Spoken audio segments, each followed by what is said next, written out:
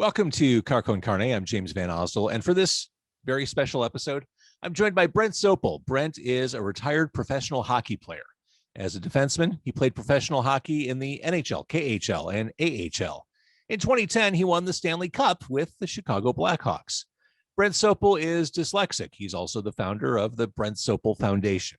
And though he's known for playing professional hockey, he would like for his legacy to be that he did everything within his power to assist dyslexic children everywhere. This is another episode of the You Are Not Alone series in partnership with the Brent Sopel Foundation. And our guest this week is actor Kenny Johnson. He's done a ton of stuff on TV and in film, and you can currently see him as a third-generation SWAT officer, Officer Dominique Luca, on the TV show SWAT. To see this interview in its entirety, you can visit the Brent Sopel Foundation page on Facebook or at BrentSopelFoundation.org. How did you go down that path? How did you come up with arm wrestling? He says, I was a great arm wrestler at 3 a.m. drunk in the bar. But besides that, until you crossed my path, man, I would love to that was the same guy who wrote this damn script. Yeah, believe it or not, dude, the guy wanted to be an actor so bad, and he was this yoked out trainer, and there were all these huge steroided out guys arm wrestling. And I just moved out here from going to college 3.5 years in Connecticut, going to Boston for about 3 months. And then I flew out here to figure out what I'm going to do with my life. So I got a job at a Jack LaLanne's, which is a health spa. And I was a nutritionalist there. So I was this, 175 kind of skinny kid behind the nutrition bar making drinks. And these big guys were arm wrestling. And it was like right before they were closing down. And they were like, 275, 300-pound guys just fucking going at it, right? And I'm watching them, and also one guy dominated everyone, and he's like looking around, and they're all adrenaled out, juiced out, and they're, what about you? What about you? And I'm like, and I'd never arm wrestled in my life, and I'm like 23, and I'm like, I said, dude, you're gonna, I don't know, I've never arm wrestled. He goes, well, just effing try it. I'm like, but you're like twice my size, bro. He goes, just effing try it. And they started getting angry, so I just jumped over the bar, ran over. I thought I'll get my ass whooped, and I got adrenaled out. As soon as they said go, I flashed them in about a half second, right? And everyone's looking like, what the hell is that, right? And I just thought, that was weird. Yeah, so I got fast twitch muscles, right? So my friend saw it, and he didn't tell me, but he found out where the world championships were that year, right? This is so stupid. This is like so weird. So one Saturday, he goes, oh, yeah, I'm taking you somewhere like, for a surprise. I'm like, okay. So we get in the car, and we just drive hours and hours and hours. And I'm like, where are we going? He goes, it's a surprise. And I'm like, so we come up on the Civic Center after so many hours of driving, and they have world championships out in California at this particular place. And, or they did back then. And we pull up, and there's tons of cars. And I'm like, whoa, we're going to a concert. I'm like, I've never been to a concert. This is going to be really cool. So we get there, and I'm like, well, who are we going to see? He goes, not anybody. I go, well, what do you mean? He goes, I signed you up for the world championships arm wrestling. I go, you did what? He goes, I signed you up for the world. I said, bro, I've never arm wrestled in my life. He goes, yeah, but you beat that guy. I go, that's one guy. I go, I don't even know if I'm any good or not. He goes, well, you're never going to know until you try. And I'm like going, oh my God, So of course, at the same time I was working the juice bar, I was with an agency modeling, right? So I go to this is so stupid. I'm in this little mesh cutoff shirt, right? With these white freaking tight jeans on. And I sign up, and they're like, where are you from? And I just put Hollywood, even though I didn't live in Hollywood. They go, what do you do? I go, model. And they whatever. So I fill it out, and then I get up there, and they have weight classes. I weighed in, and then, they're going, okay, next class, blah, blah, blah, to like 189. And they go next to the table from Hollywood, California, model Kenny Johnson. And everyone started booing and yelling. And I'm in the wings, and I hadn't come out yet. And I'm like, fuck no. I said, I'm not going out there. They go, you got to go. I go, I'm not going out there, dude. Everyone's whistling and booing. And I'm like, I can't even believe that lady introduced me like that. I'm going, this is so messed up. And they're like, you have 60 seconds. And they count down. And the more they booed, and the more they started calling me like, names that were kind of like bad, whatever, So I just, I thought as a 10, 9, I thought, you know what? F this, man. So I just darted out to the table. I just sat up, and they're like, put me up. They, explained the rules, held the bar, and they said, go. And I slammed the guy, walked out. It's a double elimination. I went against a guy that I was like this far from beating, held him there for about 3 minutes, and I got tired, eventually lost. So I thought, okay, I'm in the loser's bracket. Won a few more times, and then I go against someone else, and I have him about a half inch from being pinned, and I'm, maybe 2-3 minutes, and I couldn't quite get him down. I got tired, so I lost. So I'm like, okay, see, I suck. I'm out. I'm out of the thing. There's nothing. So this guy comes over that I had beaten, and he says, listen, mate, he says, have you ever arm wrestled before? And I go, no. He goes, well, he says, you beat me and I'm the Australian champion. And he goes, those two guys you lost to? I go, yeah. They go, one of them was the number 2 guy in the world, and the other one was number 5 guy in the world. And you were this close to pinning them. They go, and you've never arm wrestled? I go, no. And he said, let me train with you. So he ended up being Heath Ledger's uncle.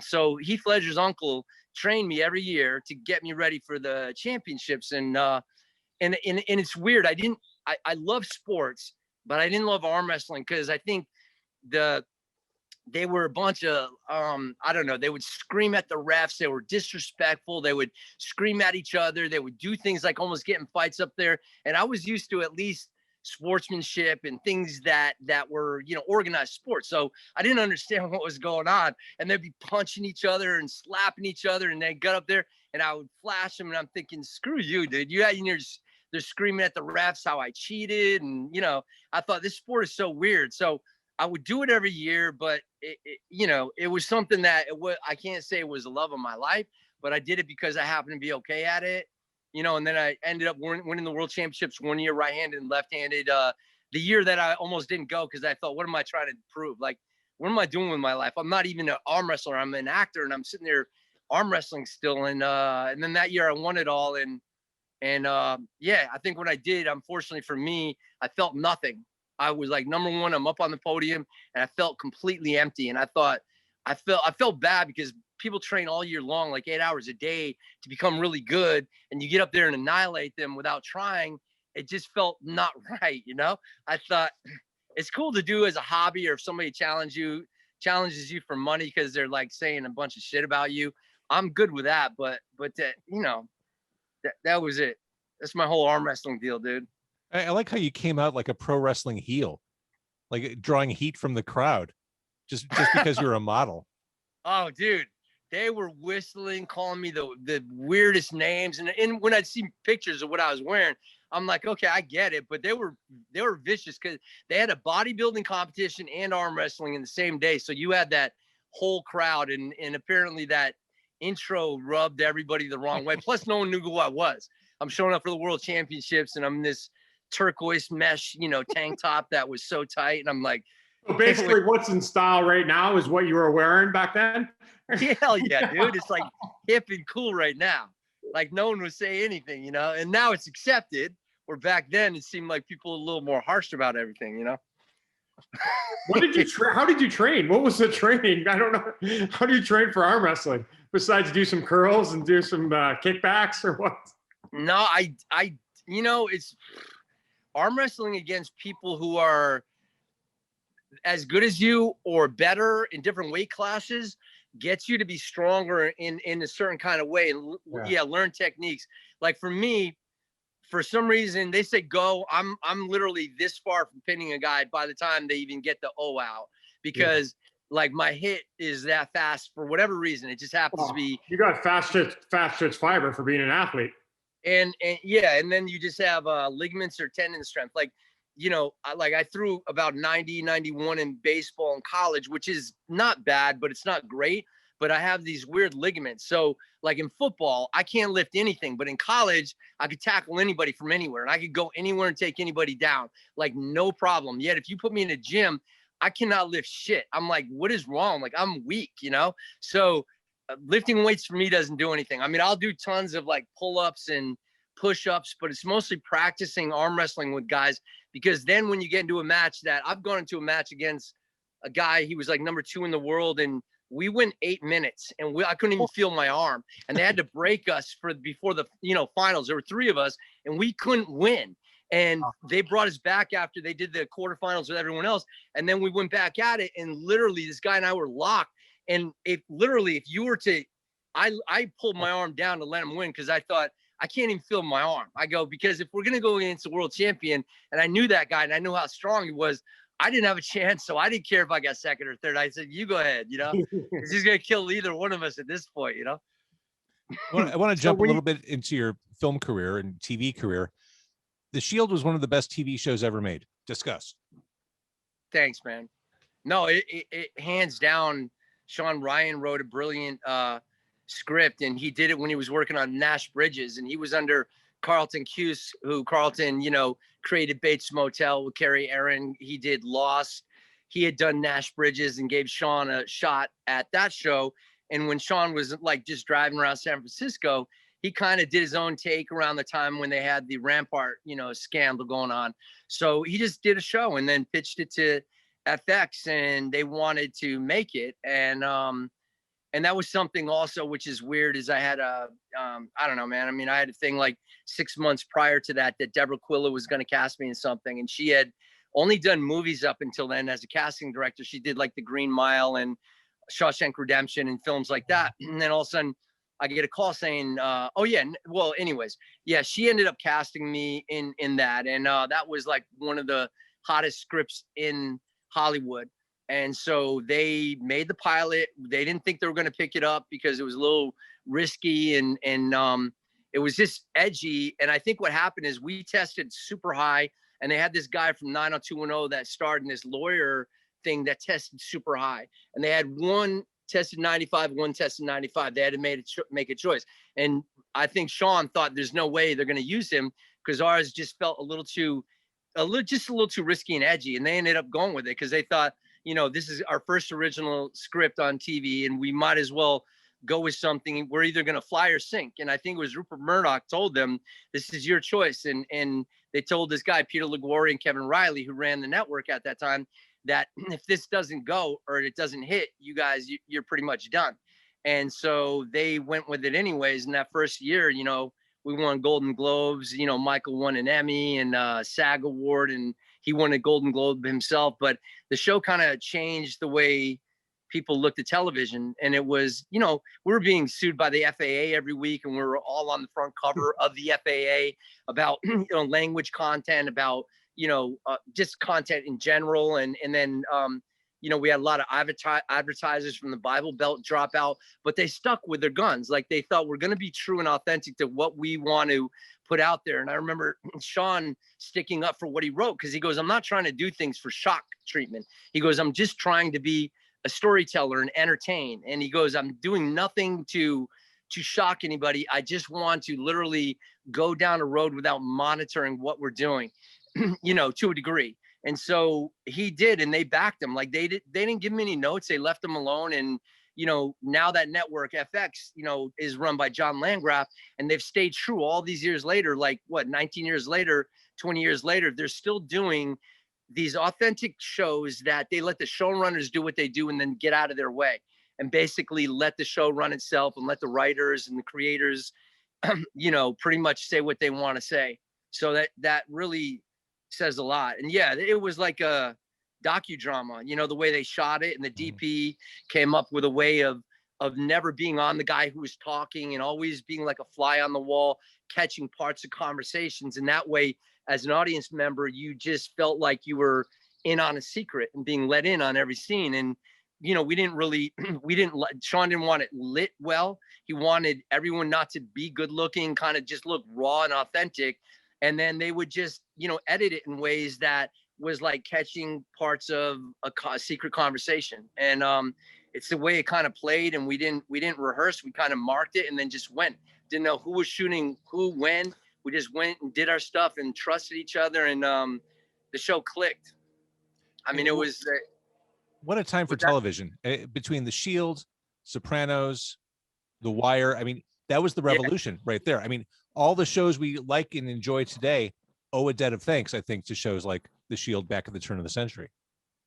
I feel like that's one of them. And yeah, I mean, The Wire, I think the guy who shot the pilot for that was Clark Johnson, and Clark Johnson shot the pilot for The Shield also. So he had a very specific, edgy, kind of raw feel to what he was going after. And I think they really paved the way for everybody to, you know, to take a chance and go out there. And, you know, television is what it is now because that was the start of it.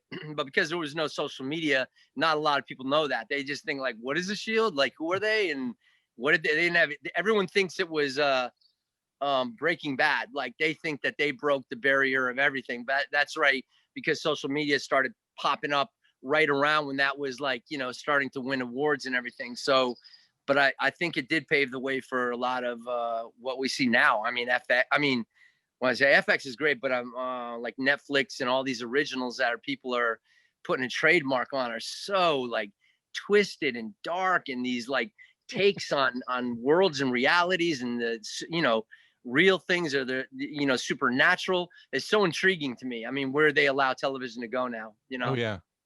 Well, let's talk about another show in the shared Shield universe. Let's talk about your life in SWAT. Like, do we have you in a rare window right now? Are your days like 12-hour shoots? Or like, what's your schedule look like for SWAT? Because of the pandemic, they're down to 10-hour days. So we used to do like 14-hour days, and now they're down to 10 because of the COVID agreement. And then we just don't get any lunch breaks. So we kind of don't shoot with all of us in the same time, and they kind of break it up a little bit. So it's a great schedule. I mean, it's it's one of the easiest diet too. You don't have lunch. That's why you're shredded and all jacked on the show. Dude, whether they have lunch or not, I don't eat lunch. I'm like, I have a weird tick about I can't eat during the middle of the day when I'm working, because if I come back, I'm gonna be full. I'm gonna be lethargic. So I just drink iced coffee all day and Red Bulls and water. Are you a Red Bull kid too? I'll do like 6 or 8 a day. So I told you, another brother from another mother. That's it. It's done. Shamar, Jay, and me, I think that's all we live on is those effing Red Bulls all day long. Like we don't eat. It's Red Bulls. Then you sweat out like 12 pounds a day, and you just drink that. You know. Please tell me, are you going with the sugar-free or the regular? Sugar-free now. Yes. All right. Listen, we need to work on Red Bull here for a couple sponsorships here. I think I bought stocks. We've been retired a long time ago. I know, right? Sugar-free is clean, and it does the job, you know? There it is. It feels clean. It's like right to the point, you know? Perfect. 12 ounces. Yeah. Kenny, you said earlier you're super picky about the parts you read for. Yeah. I mean, looking at the roles you played, whether it's Dominique Luca working as Curtis on the Shield or Sons of Anarchy, whatever, you seem to have a very clear vision of who you are and what you want to be as an actor. So I guess the question is, what is your vision of yourself? How do you perceive yourself as an actor, as a commodity? You know, that's interesting. I really don't know. I don't really perceive myself as you know, I know the kind of parts I like, and I know things that intrigue me, and I know because I could say it a million times over, I'm never going to get exactly what I would put out there. But if I know the kind of topics and issues and kind of character relationships within something and writing that speaks to you, it's like writing skeleton and these characters that are very different and touch on topics that normally are not discussed or out in the open. And for some reason, those are the things that speak to me. And then if it happens to be in my age range or in my energy or whatever, you know, those are the ones that I try to find the right managers and agents to only send me those scripts. And at that point, I still don't know. And a lot of like, you know, getting Bates Motel was like, you know, going from SoA to doing a remake of Prime Suspect with Maria Bello, to that creator then writing for Carlton Cuse and Carrie Aaron on Bates Motel for that really dysfunctional character, but it delved into a world that was so twisted and dark that it intrigued me. And then it got to touch a little bit on my personal thing of my experience of what happened to me and my best friend at a very young age, you know, and how I never have got to deal with it, you know, and yet I could breathe through a character to kind of just understand a little bit of something and humanize the character that was a really messed up, dark character. And even though, like, let's say we were the victims at 5 years old, you know, it left so many weird scars and dysfunctions in my normal life that I've been trying to still to this day to come to terms with, and, you know, just be okay as a human being about it, that it just felt like, I don't know. I mean, to me, it was creatively pretty genius. And then when they they threw out the idea. I just thought, oh man, this is such a dark, twisted, awesome thing. But at the other end, I'm like, well, this guy's a monster. How do I humanize it? And then I had to just, use the creative mind to just come up with a million ways to understand why someone would get to the point of what happened. And then, create your own back world from the age you were, for when you were born all the way up to where you're at, and what happened every year of the first 5 years to 10 to 15. And then if you could create something that would then maybe turn into the guy who you're playing, then that for me thought I'm breathing a truthful life to the character, and some people might hate it or like it, but I learned from Holly Hunter. I remember, trying to like do a character with her for 4 years. And anytime she would catch me trying to not go all the way into that place of being uncomfortable or dark, she would get in my face and say, you know what, screw what people think about you. You have to stay true to the character no matter what you do. You stay true and do not try to people please anybody. And so I thought, oh, okay, I'll just dive in and people will either understand it or not understand it. But yeah, I'm not here to particularly be liked. I'm here to be authentic to what somebody wrote, and then bring humanity to it, if that makes any sense. Yeah. I think what makes horror really interesting, and specifically Bates Motel, it's a situation where you can see it existing in the real world. There's a case to be made for monster movies and all that, but that psychological horror, that deeply disturbing, you can imagine it happening next door. That's what makes really effective horror. Yeah. Yeah. Talk a little bit about Howl. Speaking of horror.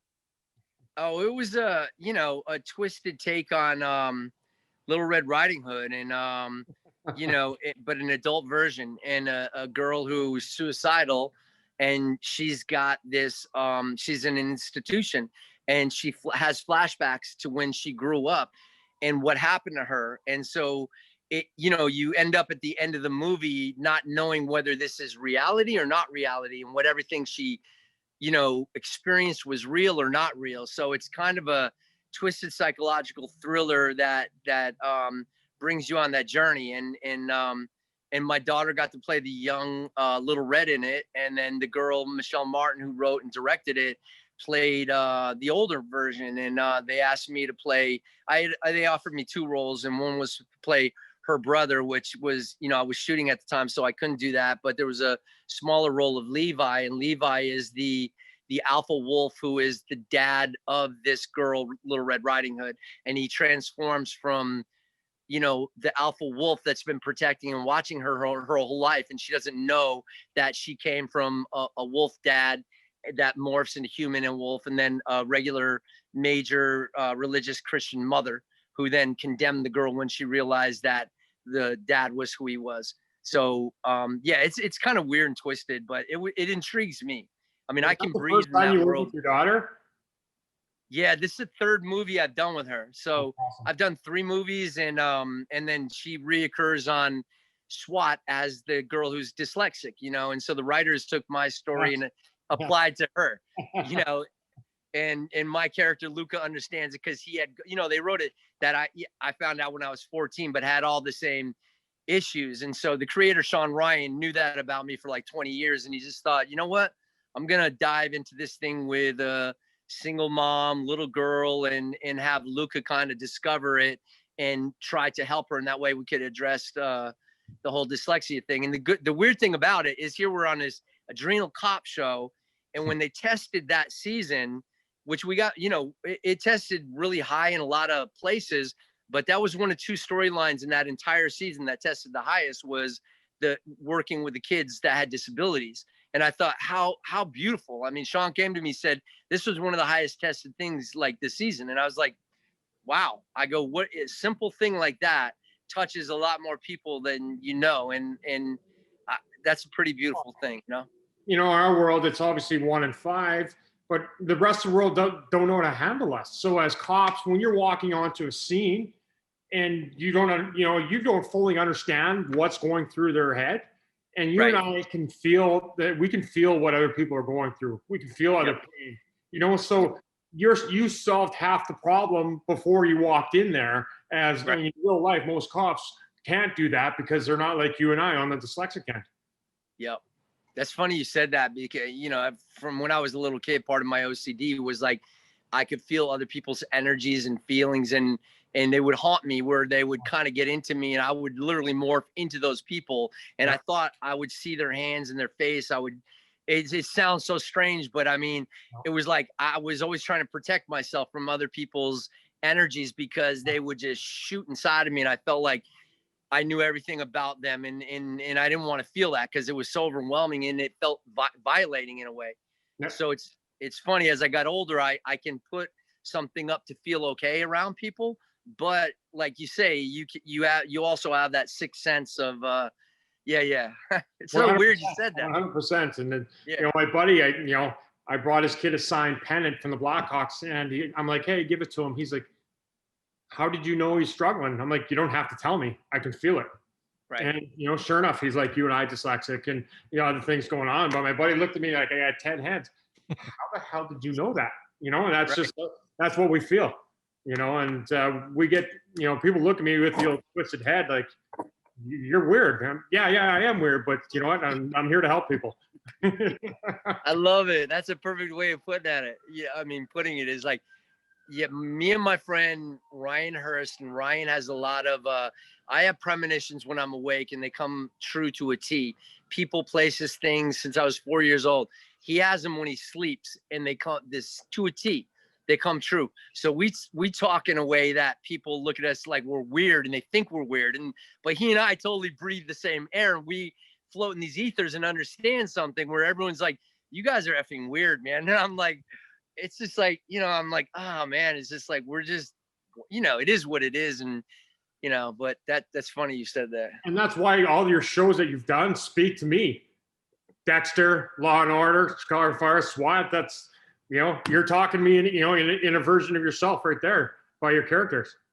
Oh, well, thank you. Thanks, man. I mean, some of the shows, yeah. And then, yeah. It's funny. Well, you've also, back in the present day, comic book movies, TV shows are everywhere. You can't avoid them. Back in the 90s, Blade was one of the few movies in the genre. Blade really kind of set the tone for everything. You kind of planted your flag early with comic books. You were there for Blade. You're on Smallville. You did the Aquaman pilot. Is there a superhero role you think floating out there? That would be cool. That would be like so dope if I could do that. I've auditioned for like one or two in big films, but they usually go with name people. So nothing's happened yet. But the Blade thing was that was awesome. That was a one-line thing that turned into the director being from England, just saying, just improvise, make it up as you go. He's just like, just say whatever you want. So I remember talking through like first 10 minutes of that intro of the scene. I made everything up that wasn't written there. And the only thing that was written is where Tracy Lords and I were in the car, and she grabs me between my legs and then says whatever she says. That was the only written thing. Everything else I made up in that thing. And so I thought, you know, when Marvel was about to go under, that show actually, or that movie ended up starting the comeback of what Marvel was, you know, which is wild. I would love to. I mean, again, you know, that genre is really cool and interesting, but they've got, you know, those guys like Hemsworth and you know, a lot of guys that are already huge icons, and the studios usually go with them. But would I like to do something like that? Hell yeah, man. You know, what would be the ideal character then? You know, if you could pick, who would it be? I don't know, man. That's a loaded question. I mean, yeah, I don't know. I mean, I remember auditioning for what is that Ryan Reynolds Deadpool. What is it? Deadpool? Green Lantern? Deadpool.